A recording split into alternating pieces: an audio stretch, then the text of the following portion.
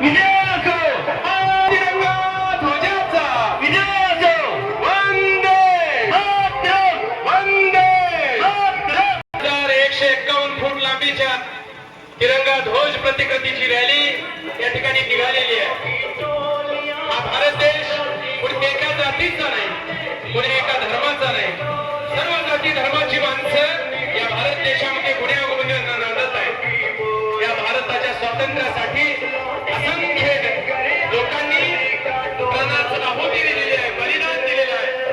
या ठिकाणी स्वातंत्र्याची फळं चालवत आहोत आणि म्हणून किमान स्वातंत्र्य दिनाच्या निमित्तानं का होईना या सर्वांविषयी आपण कृतज्ञता व्यक्त करणं गरजेचे आहे, आदरभाव व्यक्त करणं गरजेचं आहे.